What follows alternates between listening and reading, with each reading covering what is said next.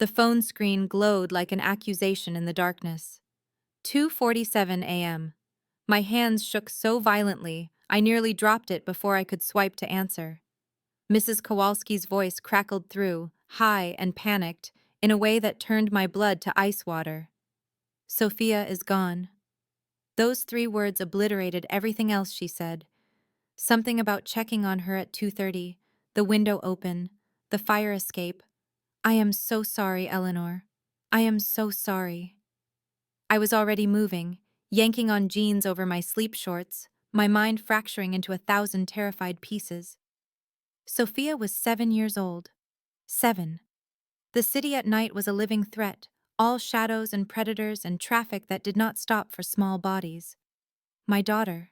My baby. I forced myself to breathe, to think. She would not run away.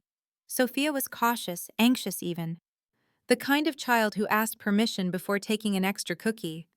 Unless. The thought arrived with the cold clarity of absolute dread. Unless she went somewhere she thought was safe. I lunged for my desk, scattering bills I could not pay, receipts for groceries I had stretched across 10 days, the financial wreckage of my life laid bare.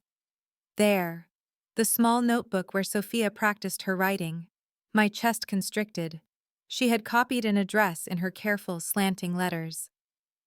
1247 Blackwood Estate Drive. No. God, no. That address existed in exactly one place in my apartment, hidden in the locked drawer where I kept the files I worked on after Sophia went to sleep.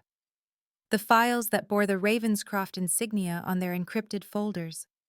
For 2 years I had been Alexander Ravenscroft's invisible accountant, working remotely, submitting reports through secure channels, depositing payments that kept us fed and housed. For 2 years I had successfully avoided ever meeting the man whose money I tracked, whose empire I had mapped in spreadsheets and ledgers. Catherine had gotten me this job before she died. Kept you safe by keeping you distant, she had said. Men like Alexander Ravenscroft notice people. You do not want to be noticed. But somehow my daughter had found that address. Somehow my 7-year-old had gone into the night alone and traveled across the city to knock on the door of the most dangerous man I had ever worked for. I grabbed my keys with hands that felt disconnected from my body. My phone buzzed again. Mrs. Kowalski. She had called the police. No. No police. Not with Alexander Ravenscroft. I called her back. Voice steadier than I had any right to achieve. Told her I knew where Sophia went. Told her to cancel the call. She protested. I hung up. The drive to Blackwood Estate took 23 minutes that stretched like hours. My mind supplied 1,000 horrible possibilities. Alexander discovering I had been careless with his private information. Alexander deciding a security breach required permanent resolution. Alexander simply turning Sophia away into the night. Each thought worse than the last. The ornate iron gates loomed ahead, and I realized I had no plan except to beg. Now please take a moment and subscribe to our channel and comment where you are watching from and what time is it. It is always fascinating to see where these stories get all around the world. Thank you.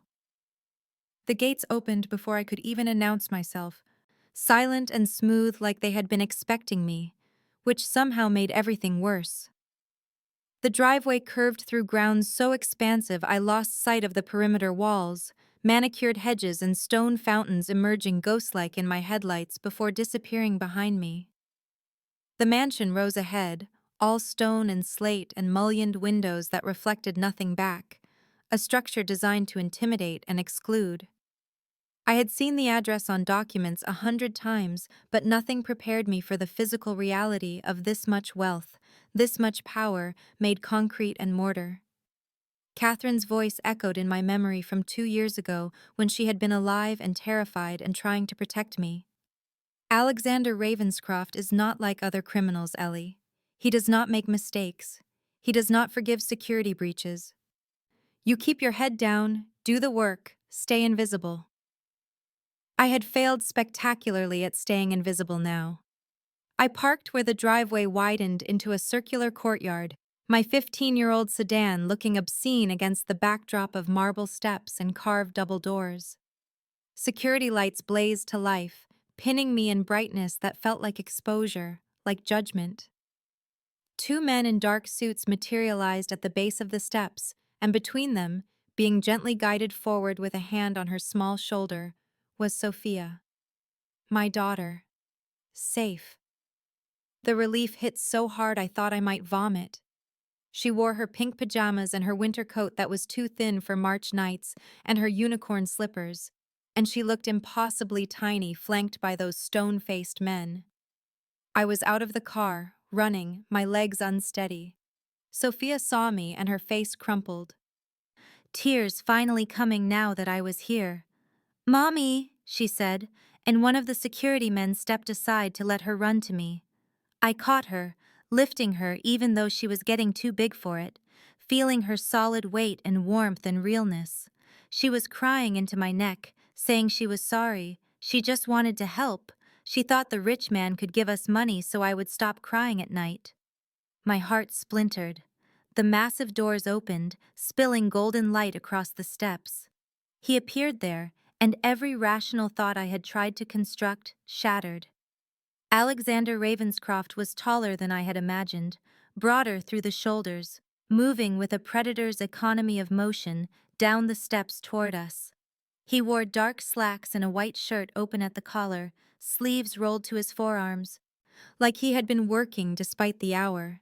His face was all sharp angles and severe beauty, dark hair silvered at the temples, jaw shadowed with stubble, and eyes that were almost black in the lights, fixed on me with an intensity that made me feel stripped bare.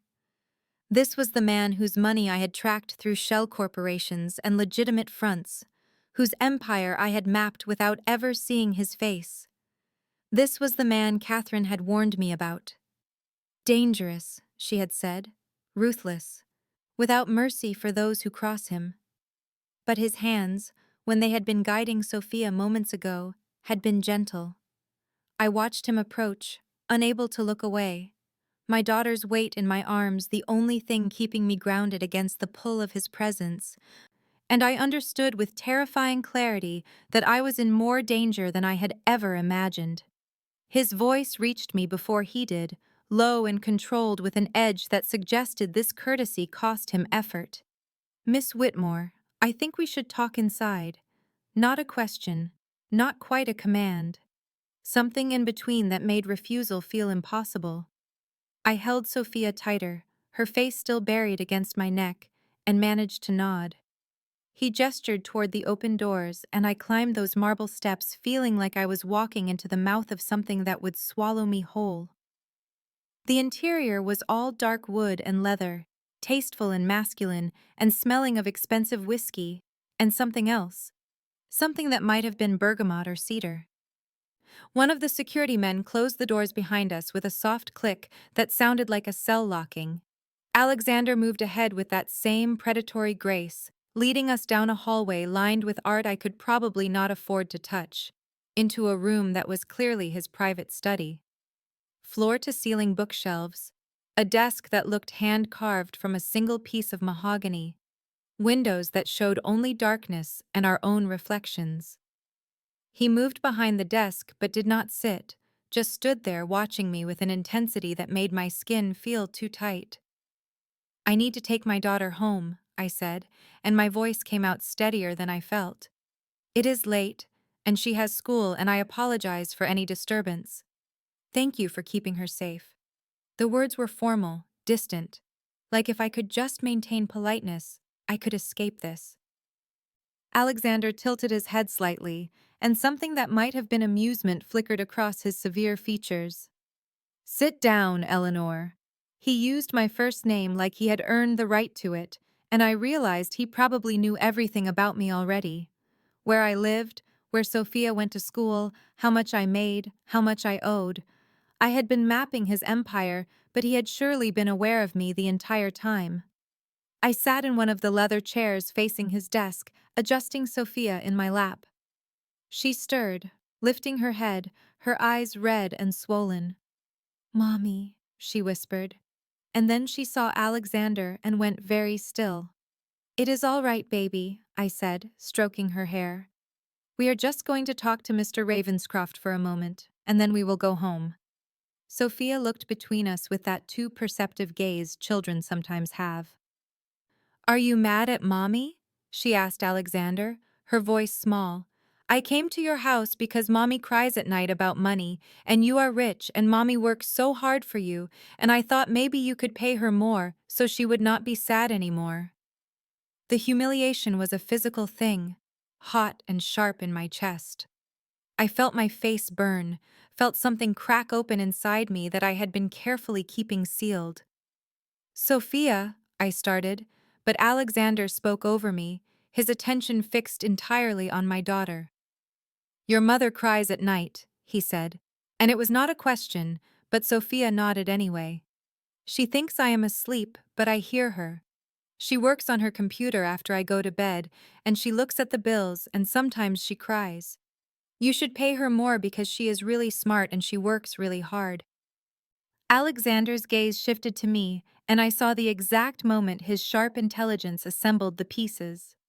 I had been submitting flawless work for 2 years, never asking for raises, never complaining, and he had assumed that meant I was comfortable, when in reality it meant I was terrified of losing the only income keeping us afloat. How much do I pay you, Eleanor? He asked, his voice gone very quiet. Enough, I said, lifting my chin. Sophia does not understand. We are fine. His eyes held mine and I could not look away, pinned by the weight of his attention. I had spent 2 years as a name in his files and now I was real and visible, and he was seeing too much. You will stay here tonight, he said. Both of you. Your daughter walked across the city alone at 3 in the morning. That is not safe. I will have my driver take you home in the daylight. It was not a request, and we both knew I had no power to refuse him. The guest room was decorated in shades of cream and gold, expensive and impersonal, with a bed large enough for 4 people and windows that overlooked gardens I could not see in the darkness.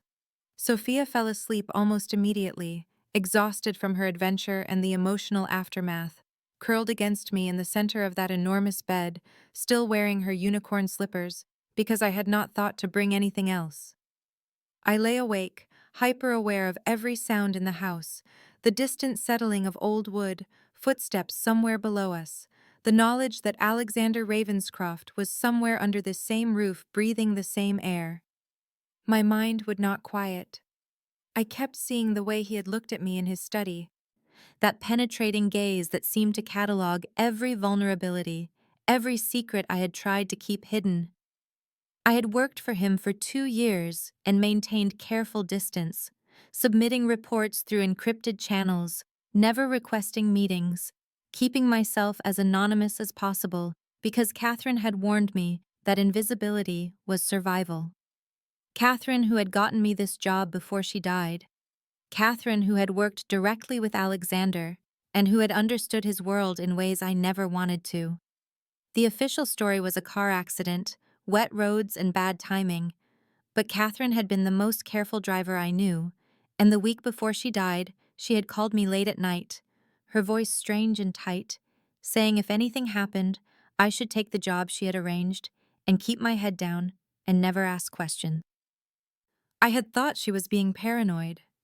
Now, lying in Alexander Ravenscroft's guest room with my daughter sleeping beside me, I wondered what Catherine had discovered that got her killed.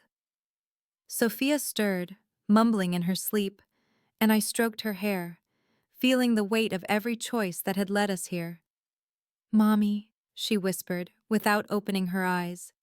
Is Mr. Ravenscroft a prince like in my stories? No, baby, I said softly. He is just a man. But he has a castle, Sophia murmured, already drifting back under. And he was nice to me. He has kind eyes. I thought about those eyes, dark and assessing and anything but kind, though he had been gentle with my daughter in ways that contradicted everything I knew about him. The clock on the nightstand read 4:47, and I knew I would not sleep, not here, not with my nerves singing with tension and awareness. I slipped out of bed carefully, leaving Sophia cocooned in blankets, and moved to the door. The hallway was dimly lit, wall sconces casting pools of warm light against dark paneling, and I wandered without direction, just needing to move, to do something with the anxious energy crackling under my skin. I found stairs and descended, drawn by a light spilling from a partially open door. His study. I should have turned back, but I did not. I pushed the door open and found Alexander still behind his desk, jacket discarded, sleeves rolled higher now, reading something on his computer screen with that absolute focus that made him seem carved from stone. He looked up as I entered, and for a long moment neither of us spoke, the silence stretching between us like something physical, something charged. "Cannot sleep," he said finally, and it was not a question. "Neither can you," I replied, and stepped further into the room, pulled forward by something I did not want to examine too closely. He leaned back in his chair, studying me with that unnerving intensity, and I felt exposed standing there in borrowed pajamas that one of his staff had provided, my hair loose around my shoulders, no armor between us. "Sit, Eleanor," he said, gesturing to the chair I had occupied hours earlier.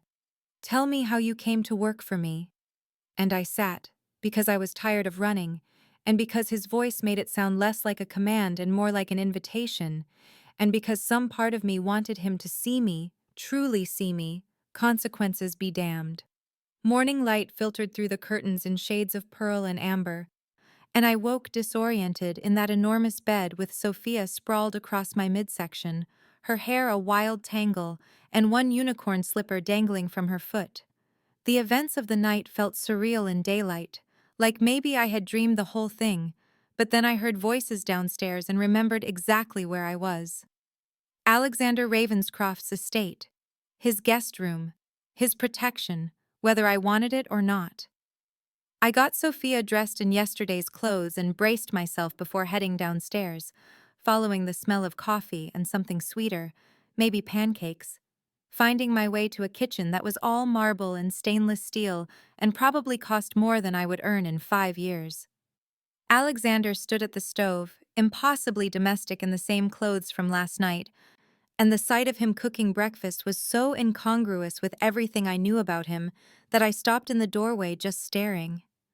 He looked up, caught me watching, and something shifted in his expression that might have been amusement.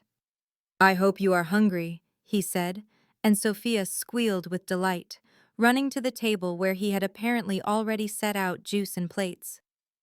I moved on autopilot, getting Sophia situated, accepting the coffee Alexander poured and handed me, our fingers brushing in the exchange and sending electricity up my arm.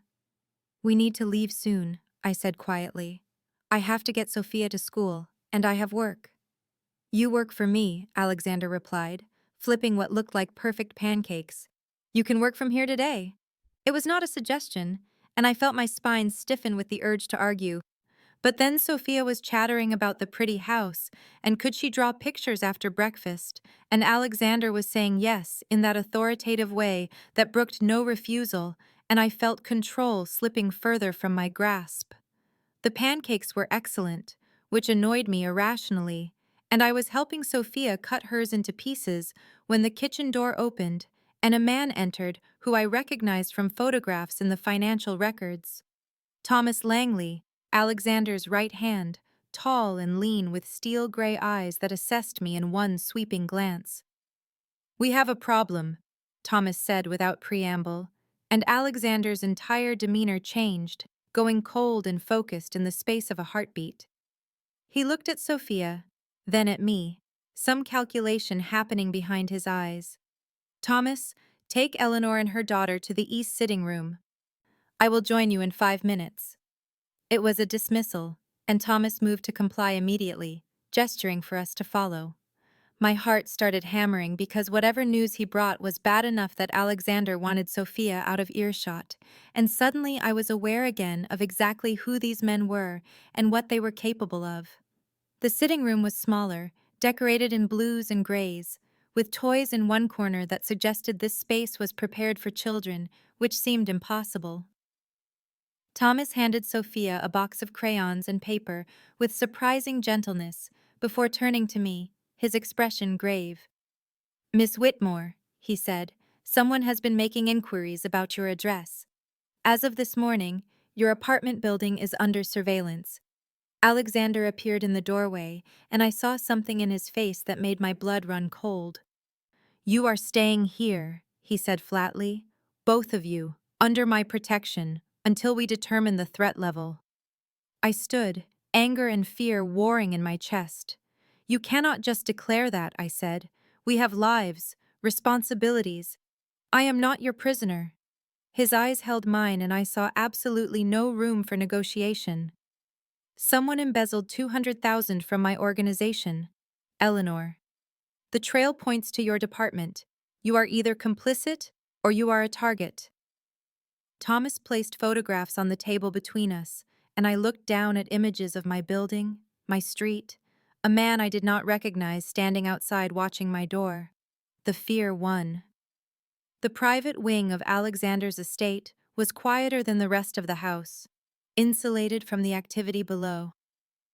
Decorated in darker tones of burgundy and charcoal that felt masculine and intimate in ways that made my skin prickle with awareness. Thomas had arranged for clothes to be delivered, things in my size and Sophia's that fit perfectly, which meant Alexander had people who could determine measurements by sight alone. And that level of efficiency was both impressive and deeply unsettling. Sophia adapted with the resilience of childhood, delighted by the room adjoining mine that had been hastily stocked with toys and books, chattering about the gardens she could see from her window, and could she explore them, please. But I felt the walls closing in even as I recognized we were safer here than anywhere else. Alexander had given me space after that confrontation in the sitting room, disappearing to handle whatever needed handling, leaving me to settle Sophia and process the reality that we were essentially prisoners in a gilded cage. By afternoon, he found me in the hallway outside my room, told me without preamble that I would be working from his office starting immediately, that he needed me to audit every financial record from the past 6 months to find whoever had stolen from him. It was not a request, and I followed him downstairs to that study where I had sat twice before, watching as he set me up at a smaller desk positioned at an angle to his, close enough that I could smell his cologne, something dark and expensive that made me think of cedar and smoke. The work was meticulous, and I lost myself in it gratefully, reviewing spreadsheets and transaction records, cross-referencing accounts while Alexander conducted business at his own desk. His voice a low rumble as he made calls in languages I did not speak and gave orders I did not want to understand. Hours passed. Sophia was brought to us for dinner, which we ate in the study, and then Thomas took her to play in the garden under the watchful eyes of security I could not see but knew were there. Alexander loosened his tie as evening deepened into night, rolled his sleeves higher, and I found myself watching the movement of his hands, the flecks of muscle in his forearms, the way he touched his jaw when he was thinking.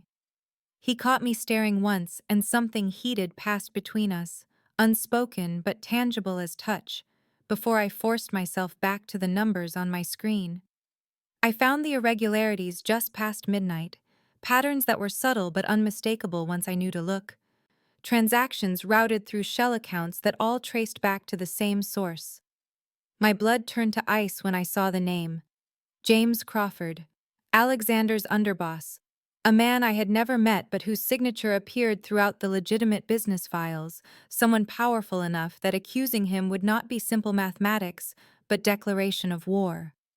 I sat frozen, staring at the evidence, knowing that telling Alexander would set something in motion that could not be stopped. He noticed my stillness, rose from his desk and came to stand behind me, close enough that I felt the heat of him against my back, his hand coming to rest on the desk beside mine, as he leaned down to see what had stopped me. I heard his sharp inhale, felt him go absolutely still, and when he spoke, his voice was soft and deadly. "Show me everything, Eleanor." And I did, because there was no going back now, because Catherine's face flashed through my mind, and I knew with sudden certainty that this was what she had discovered, this was why she had died, and I would not let her death remain unavenged, even if it meant standing beside the most dangerous man I had ever known and watching him become something terrifying. I walked him through every transaction, every shell company, every carefully disguised trail that led back to James Crawford, and Alexander stood behind me so still he might have been carved from stone, except for the fury I could feel radiating from him like heat from a forge. His silence was more terrifying than any explosion would have been, absolute and cold, the quiet of a predator deciding exactly how to kill. When I finished, he straightened, moved back to his desk, and picked up his phone with movements so controlled they looked almost mechanical. I watched as he made call after call, his voice never rising above conversational level, words clipped and precise in that way that made grown men scramble to obey. He was setting things in motion, pieces moving on a board I could not fully see, and I realized I was witnessing something few people saw and lived to remember. Thomas appeared within 10 minutes, though Alexander had not summoned him aloud, which meant the house had ways of communicating I had not noticed, and the two men spoke in brief exchanges that conveyed more than the words suggested. I should have been terrified watching Alexander transform into something remote and dangerous. Should have remembered every warning Catherine had ever given me about the violence lurking beneath his civilized surface. But instead, I felt my pulse quicken with something that was not fear at all. It was exhilaration, dark and inappropriate and undeniable. Alexander dismissed Thomas and turned back to me, those ice-gray eyes missing nothing, and I knew he had seen my reaction written across my face. "You are not afraid," he said, and it was not quite a question. "I should be," I managed, my voice steadier than I expected. "You should be," he agreed, moving closer, and I tilted my head back to hold his gaze as he stopped directly in front of where I sat. "But you are not. What are you feeling right now, Eleanor?" The use of my name in that voice did something to my insides, turned them liquid and hot. "I do not know," I lied, and his mouth curved slightly, not quite a smile. "Yes, you do." He reached out and I thought he would touch me, but instead he braced his hand on the desk beside my chair, leaning down so his face was level with mine, close enough that I could see the darker ring around his irises and smell the whiskey he had poured, but not yet drunk. "I have been aware of you for 2 years, Eleanor, since the day you started working for me. I kept my distance because I knew that if I did not, this would happen, and you deserved better than to be pulled into my world." My breath caught because this was not what I had expected, this admission that felt like handing me a weapon. "I thought you did not even know I existed," I whispered. He made a low sound that might have been amusement or frustration. "I knew everything about you, your daughter's name, your address. The fact that you take your coffee black, and you stay late every Thursday to finish the reconciliations because you are meticulous to the point of obsession. I knew, and I stayed away, because you were the one good, untouched thing in the empire I built from blood and compromise. And now Crawford has made that impossible." I wanted to respond, to say something about my own feelings and the fear I had carried for 2 years that he would notice me and destroy the careful distance I maintained. But then Sophia's voice called from upstairs, "Mama!" and the moment shattered like glass.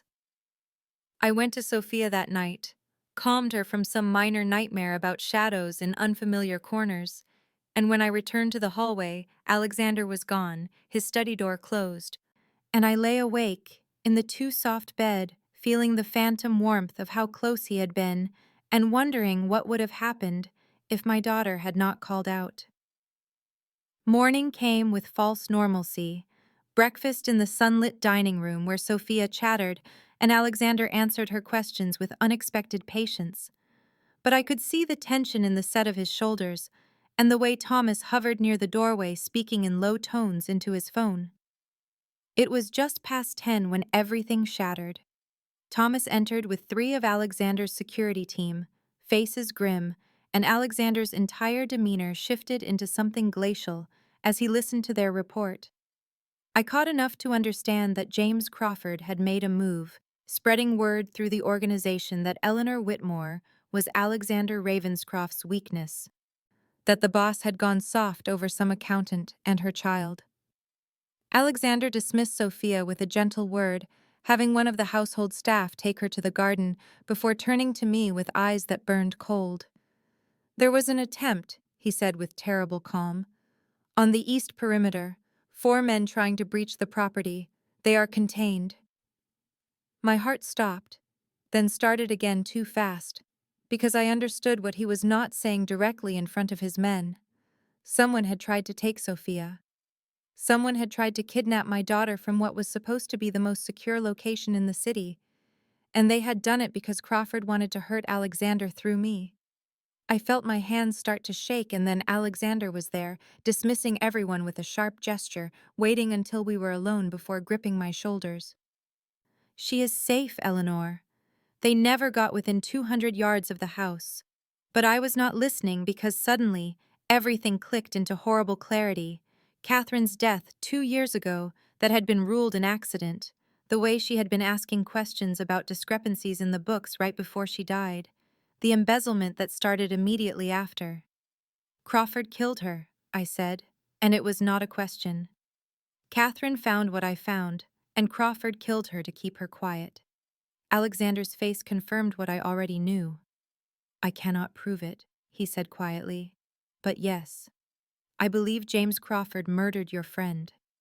The rage that filled me was purifying, burning away the fear until all that remained was cold determination. "I want to help you destroy him," I said. Alexander's hands tightened on my shoulders. "No. You and Sophia will be protected, but you will not be involved. This is my world, my war." "Except it became my war the moment he made my daughter a target," I shot back, pulling away from his grip. "Catherine was my friend. Sophia is my child. I will not hide in your pretty house and wait for you to handle things while Crawford tries again, because he will try again, Alexander. You know he will. He will keep coming until either you are dead or he is." Alexander's jaw clenched, frustration and fury warring across his features. "You are not trained for this. You would be a liability. I am the only person who can identify every single transaction, every account, every piece of evidence that ties Crawford to his crimes," I countered, feeling my own anger rise to match his.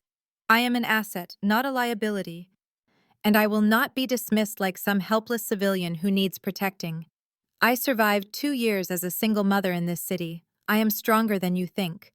We faced each other across his study like opponents, rather than whatever we had been becoming, and I refused to back down, even as part of me recognized the danger in defying him.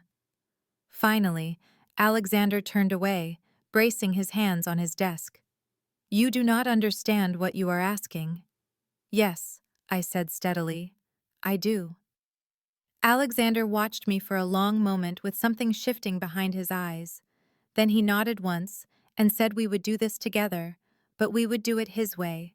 And over the next 3 hours, we planned it with Thomas and 2 of Alexander's most trusted men whose names I did not catch and probably was not meant to remember. I would reach out to Crawford through a secondary contact, someone who worked in the accounting department and had always been friendly in that false way that now seemed sinister. And I would hint that I had information Alexander did not know I possessed, that I was afraid and looking for protection from someone who could stand against Ravenscroft. Crawford would not be able to resist the opportunity to turn Alexander's own accountant, to gain intelligence from inside the household, and he would meet with me somewhere he considered safe. I would wear a wire and get him to confess to the embezzlement and Catherine's murder while Alexander's team surrounded the location, and then it would be over.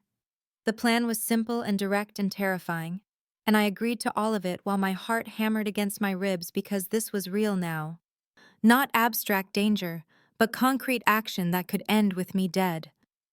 Sophia was taken to a secondary secure location by Thomas himself, a safe house across the city that only 5 people knew existed, and I held my daughter tight before she left and told her I loved her and that I would see her very soon. She asked if Mr. Ravenscroft would keep me safe, and I said yes, And Alexander, standing in the doorway watching us, looked at me with such fierce promise that I almost believed nothing could go wrong. After they left, Alexander brought me to his private office and opened a slim black case containing the wire equipment, and his hands were steady as he explained how it worked, while mine trembled when I unbuttoned the top 3 buttons of my shirt so he could position the tiny microphone. His fingers brushed the skin just below my collarbone, and I stopped breathing, hyper-aware of how close he stood, and the heat of his body, and the way his jaw tightened as he carefully taped the wire in place. "This could go wrong," he said quietly, not looking at my face, focused on the technical work, but I could hear the strain in his voice. "If it does, if anything feels unsafe, you run. You do not wait for signal, you do not try to get more information, you run, and my men will extract you." "I will run," I said, which was a lie, because I knew if things went wrong I would not leave without making sure Crawford paid for Catherine, for the threat to Sophia, for all of it. Alexander's hands stilled, and then he looked up, and our faces were inches apart, and he saw right through me.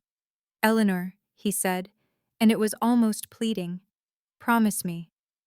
Instead of answering, I leaned forward and kissed him, desperate and claiming, pouring 2 years of want and fear and need into the press of my mouth against his, and after one shocked second he responded with hunger that matched mine, his hand coming up to cup the back of my head, while the other wrapped around my waist, pulling me against him.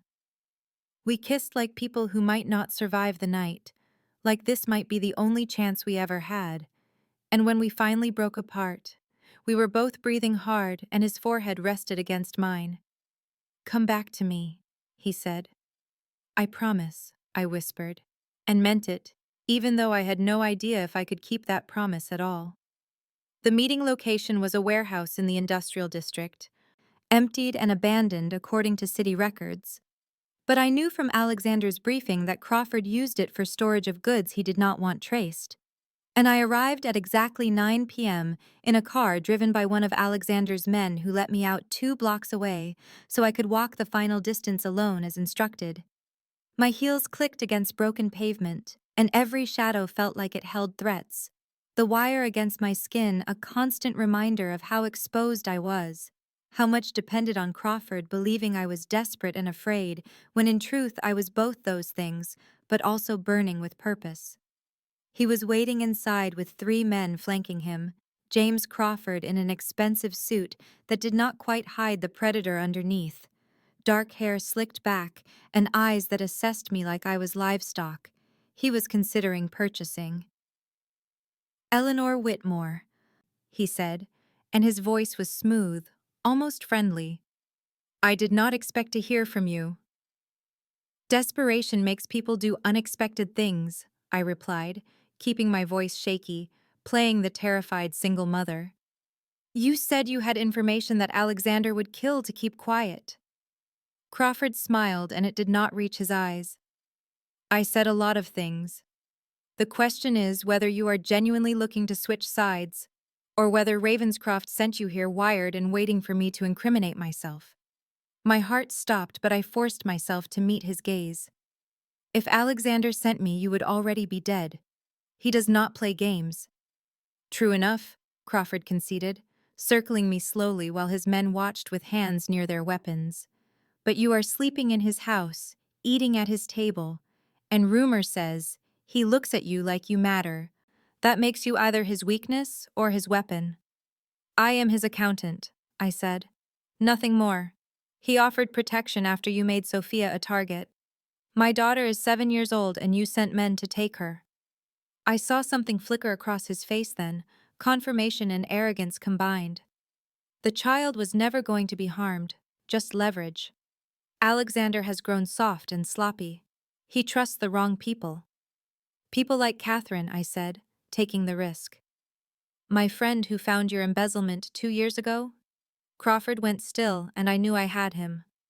"Catherine Ashford was a problem that solved itself," he said carefully. "She fell downstairs, tragic accident." "You killed her," I pressed, adrenaline making me bold. just like you have been stealing from the organization for years. 200,000 that you have been funneling into offshore accounts while covering your tracks. Very good, Crawford said, and now his smile was sharp and dangerous. Alexander chose his accountant well. Pity he will not live long enough to appreciate your talents. I am taking over this organization within the month, and anyone still loyal to Ravenscroft will disappear just like Catherine. You can join me or join her. That was when I realized Crawford had more men than we anticipated, shadows detaching from the warehouse's upper level, at least 8 more surrounding the building, and my blood turned to ice as Crawford pulled a gun with casual grace and said, "I hope for your sake you are not wired, Eleanor, because that would be very disappointing. Everything happened at once."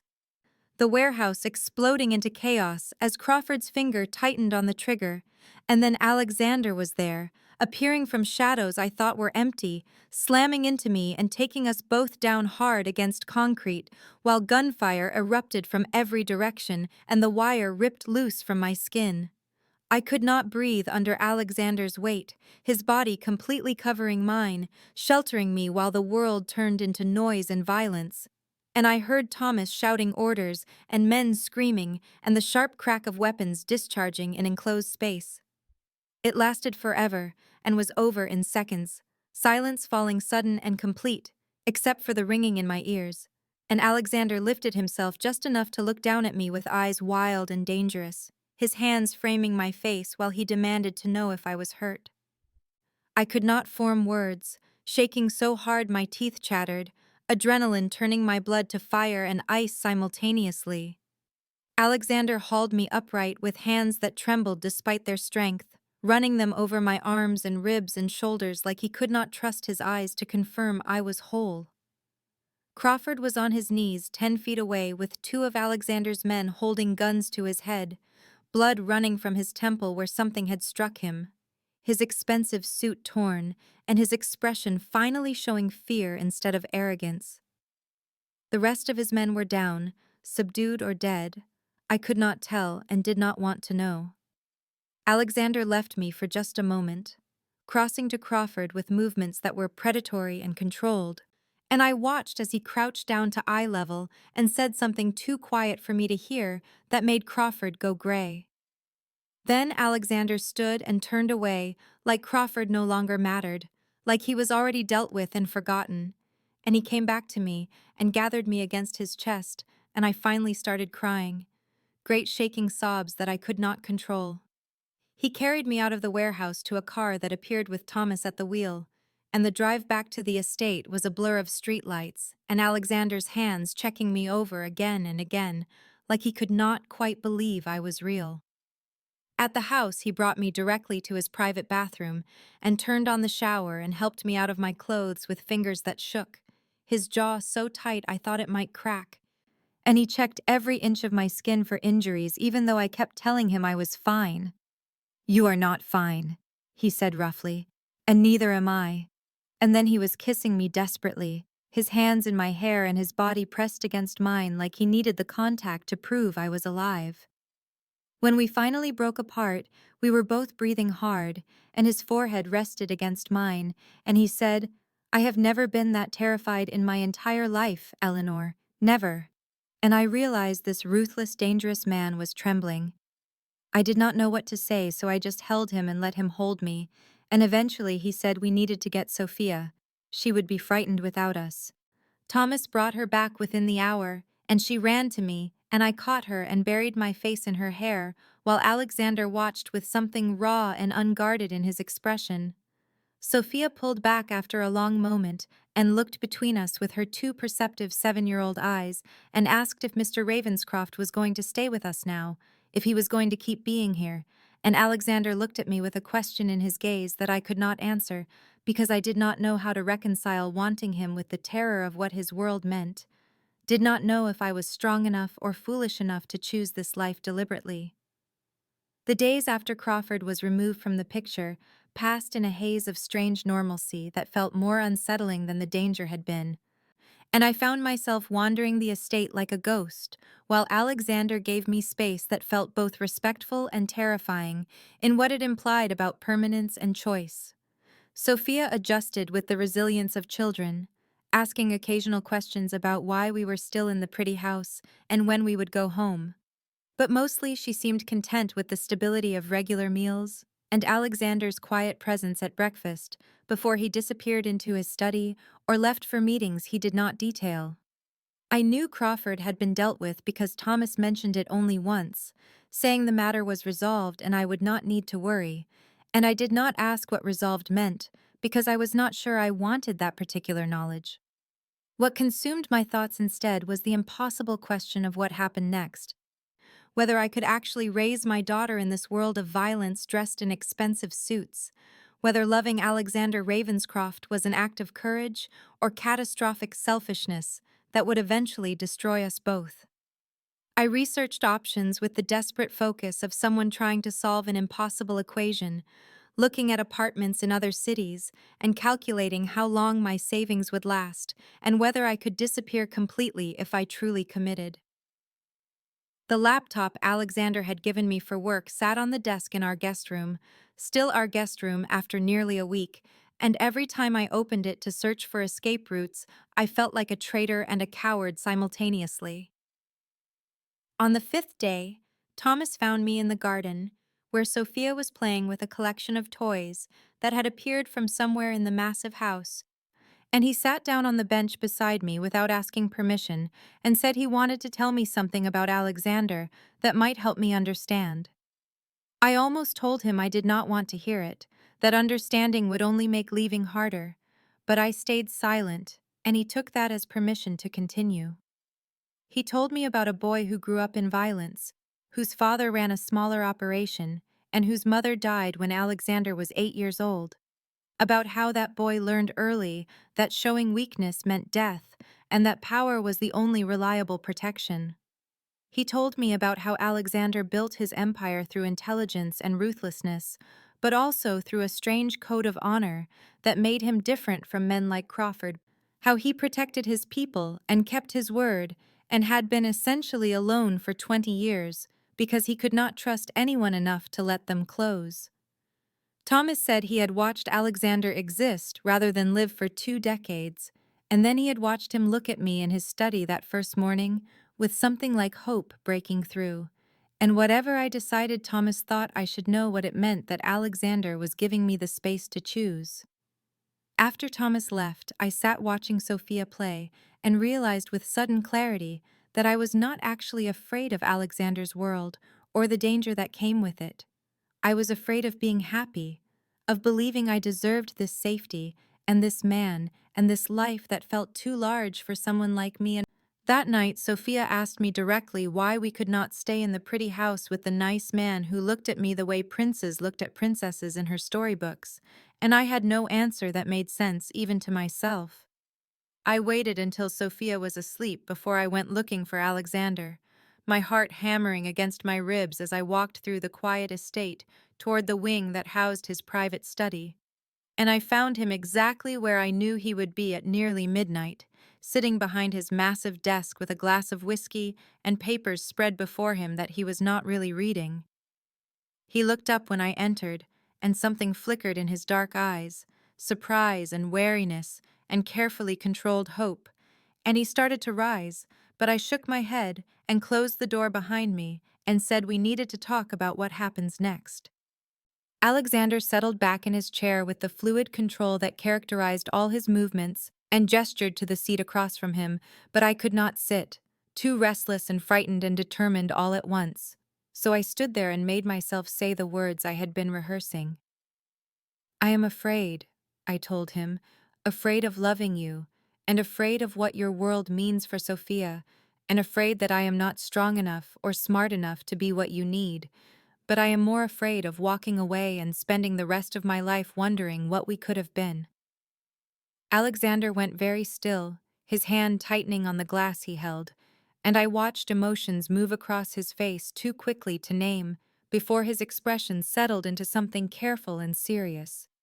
He stood then and came around the desk but stopped several feet away, like he was afraid to touch me, afraid he might influence my decision, and he said he had been thinking about solutions, about compromises that might work. He proposed a separate house nearby, something secure but separate from his business, a place where Sophia and I could have normal lives while he visited as often as possible, and he talked about legitimate business fronts I could manage, and private schools with security, and keeping his work away from us as much as possible. I listened to him lay out this careful plan that would keep us in his life, but at a distance, and I felt something hot and defiant rise in my chest. The same stubborn strength that had helped me survive the last 7 years alone. "No," I said, and he stopped mid-sentence looking startled. "I will not be kept in a separate house like a mistress you visit when convenient," I told him. "Will not have Sophia wondering why the man we love does not live with us. Will not pretend this is something smaller or safer than it is. If we do this, Alexander, we do it fully. We are together in every way that matters, or we are not together at all." He stared at me for a long moment, and I watched him struggle with it, saw the war between his need to protect us and his desire to have us completely. And finally, he said, "Do you understand what you are asking for? The danger and the complications and the fact that my world will touch you every single day?"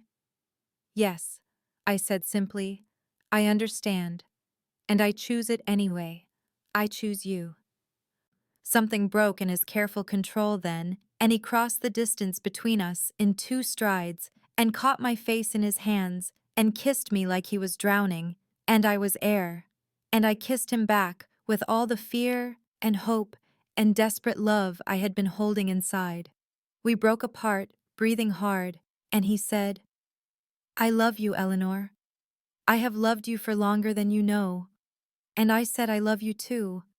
And then we were pulling at each other with hands that shook, needing contact and confirmation, and the physical claim that words could not fully express. Moving into the estate fully happened with surprising speed once the decision was made. Alexander sending people to pack up our small apartment and transport our modest belongings to the wing he had already prepared for us, and I felt strange watching my old life disappear into boxes, knowing I was choosing something infinitely more complicated and dangerous and right. Sophia adjusted with the ease of a child who had been craving stability, blooming under the attention of not just Alexander, but Thomas and the household staff, who treated her like a small princess. And I watched her confidence grow as she explored the grounds and chattered through dinners, and slept without the nightmares that had plagued her in our old neighborhood, where sirens wailed and footsteps in hallways made us both jump. Alexander shifted into this new reality with visible effort, a man learning to share space and power and vulnerability after 2 decades of careful isolation, and I saw him struggle with it sometimes, the instinct to retreat to his study or keep me separate from certain phone calls warring with his commitment to doing this fully. I took over the legitimate business operations with Thomas's guidance, discovering I had a talent for seeing patterns not just in numbers, but in people and opportunities, and the legal enterprises that had been barely functional fronts became genuinely profitable under my management, giving Alexander's empire the respectable facade it had always lacked. There were adjustments and small conflicts, moments when Alexander's protective instincts clashed with my need for autonomy, or when I had to consciously stop myself from deferring to him in decisions that affected us both. But we learned each other's rhythms and boundaries through trial and error and late-night conversations where we built this new thing between us with intention and honesty. The danger never fully disappeared because that was the nature of the world, Alexander commanded. But 3 weeks into our new life together, a minor threat emerged when a rival organization tested his territory, and I watched from his study as he handled it with cold efficiency before returning to where Sophia and I were reading together, as if he had simply stepped out to make a phone call. I felt the fear spike through me, but it settled into something manageable, acceptance that this was our reality, and I could either break under the weight of it or learn to carry it, and I chose the latter, asked Alexander to teach me to shoot, and to explain his security systems, and to trust me with knowledge that could protect our daughter if something ever happened to him. He looked at me for a long moment when I made that request, something complicated moving behind his dark eyes, and then he agreed and spent the next several evenings teaching me things I never imagined I would need to know. I proved myself capable in ways that surprised us both, my fear channeling into competence rather than paralysis. And I saw Alexander watching me during a meeting with his lieutenants, where I suggested a solution to a logistics problem, his expression mixing pride and love and something almost like wonder. We fell into patterns that felt like family, breakfast together before Alexander disappeared into his empire. Afternoons where I worked on legitimate business while Sophia attended the private school we had enrolled her in with discreet security. Evenings where the three of us ate dinner and Alexander helped with homework, and I pretended not to notice when he took calls that made his voice drop into dangerous registers. Nights where we claimed each other in the privacy of the bedroom we now shared and built intimacy through touch and whispered confessions in the dark. Sophia's 8th birthday arrived on a Saturday in early October, when the estate grounds blazed with autumn colors and the air held that perfect crispness that made everything feel possible. And I stood in the grand ballroom watching my daughter move through the crowd of guests with confidence I never could have imagined 6 months ago when she had been a frightened child who jumped at shadows in our tiny apartment. The party was not the typical affair of hired entertainers and distant acquaintances, but rather a gathering of the families who formed Alexander's trusted inner circle, children of his lieutenants and their wives who had welcomed Sophia and me into their strange found family with surprising warmth. And I saw Thomas across the room helping his own daughter hang decorations while his wife laughed at something Sophia said. I felt Alexander's presence before his hand settled on my lower back, that awareness of him that had become constant and grounding, and he leaned close to murmur that our daughter looked happy. And I turned to look at him properly, this dangerous, beautiful man who had somehow become mine, who had learned to soften his edges without losing his strength and to share his carefully guarded heart. "We have come a long way from that night she showed up at your door," I said. And he smiled that rare, full smile he reserved for Sophia and me, and agreed that he never imagined a small, determined girl would dismantle his entire carefully constructed isolation in one visit. The afternoon flowed into evening with cake and presents and games, and as the guests began to leave and Sophia sat surrounded by gifts, looking tired and content, Alexander caught my hand and drew me toward the terrace, where the sun was setting in brilliant orange and gold. He seemed nervous in a way I rarely saw, his usual controlled confidence replaced by something more vulnerable, and when we were alone he took both my hands and said he had a question to ask me, had been waiting for the right moment, but realized there would never be a perfect time in their complicated, dangerous life. "Eleanor Whitmore," he said, and his voice held that rough edge that meant his emotions were close to the surface. "You have given me something I never thought I deserved, a family and a home, and a reason to build something better than the empire I inherited. And I know I am asking you to choose a life that will always carry danger and complications, but I am asking anyway." He released one of my hands to pull a small velvet box from his pocket and opened it to reveal a ring that caught the dying light, simple and elegant and perfect. "Will you marry me?" he asked. Not as a command or an expectation, but as a genuine question that acknowledged I had the power to refuse, that my choice mattered more than his desire. "Yes," I said, the word coming easily and certainly. "Yes, Alexander, I will marry you," and he slid the ring onto my finger with hands that trembled slightly before pulling me into a kiss that tasted like promise and future. We returned inside to find Sophia fighting sleep on the couch, and she looked up with those perceptive eyes that missed nothing and asked if we were happy, and Alexander lifted her into his arms and said we were very happy, and she smiled and tucked her face against his shoulder with complete trust. That night, after we put Sophia to bed in her room down the hall from ours, I stood in the doorway, watching Alexander adjust her blankets with the careful attention he brought to everything he loved, and I thought about that terrified woman who had arrived here 6 months ago, certain she was losing everything, not knowing she was about to find it. Alexander joined me in the doorway and wrapped his arms around me from behind, and we stood together looking at our sleeping daughter, and I knew with absolute certainty that I was exactly where I belonged, that we would face whatever dangers came together, that this strange, beautiful, dangerous family we had built was worth every risk.